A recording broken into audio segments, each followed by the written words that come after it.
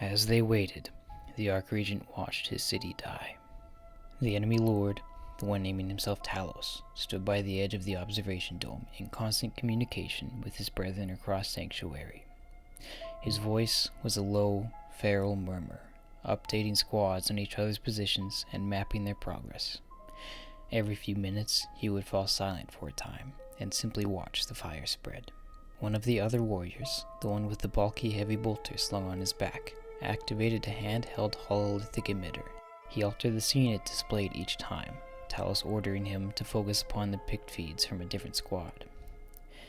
Abatur Muvo had fallen silent. The Archregent had closed his friend's eyes, choking on the smell rising from the spilt corpse. "You get used to it," one of the warriors had said with a black laugh. The Archregent watched the hololithic feed, seeing Sanctuary's death playing out clearly enough despite the visual distortion. The armored warriors projected before him, silent in their hololithic incarnation, tore through sheltered bulkheads and ripped through the huddled masses within. He watched them drag men, women, and children by the hair out into the streets, to be skinned and carried away by servitors, or crucified on the side of buildings to mark the closest shelter had been raided and cleaned out of all life.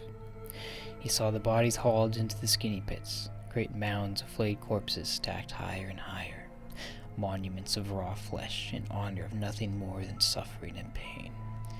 He saw one of the legionaries catch an infant by the leg and swing it against a building wall. Hunched, clawed warriors with thruster packs on their backs fought over the broken remains, so the image cut to another squad just as the victor began to devour his prize. "Why?" he whispered, without realizing he'd spoken aloud. Talos didn't turn from watching the city burn. "Some of us do it because we enjoy it. Some of us do it simply because we can. Some of us do it because this is our empire, and you do not deserve to live within it, enslaved to a lie." The slaughter didn't cease when the sun rose. Some primitive, foolish part of the Archregent's hindbrain had hoped against hope that these creatures would vanish with the coming of the light. "Do you have communication with the other cities?" Talos asked. The Archregent gave a weak nod, but it is fringent at best.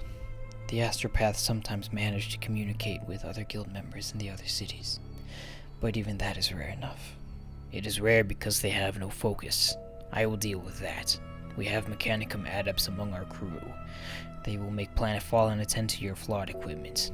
We will then broadcast these images to the other cities as a sign of what comes for them. The Archregent's mouth was dry. "You will give them time to organize resistance?" There was no hiding the hope in his voice. "Nothing on this world is capable of resisting us," answered Talos. "They are free to prepare however they wish."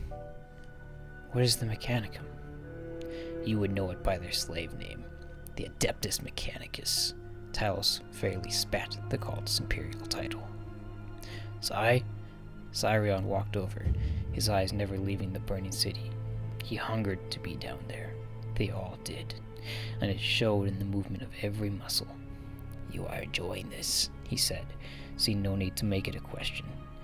Talos' nod was subtle enough to almost go unseen. "It reminds me of the days before the Great Betrayal." And that was true enough. In that age, the farthest shadowed reaches of the Emperor's light, the 8th Legion had slaughtered whole cities to inspire the other settlements across a given world into obedience of Imperial law. "Peace through justice," Talos said, "and justice through fear of punishment." "Aye, but it reminds me of the same. But most of our brothers down there are doing it for the thrill of the hunt, and the pleasure of slaughtering terrified mortals. Remember that before you graft a false layer of high ideals over what we do here." "I am no longer so deluded," Talos admitted. "I know what we are, but they do not need to share my ideals for my plan to work." "Will this work?" Sirion asked. "We are on the wrong side of the Imperium's border. They may never know what we do here." "They will know," said Talos. "Trust me. They will hear this and come running." "Then my advice is this. We should not be here when they arrive. We are down to 4 claws, brother. After this, we have to return to the Eye and link up with whatever Legion forces we can ally with there." Talos nodded again, but said nothing. Are you even listening to me? Cyrene asked. Just get me the astropaths.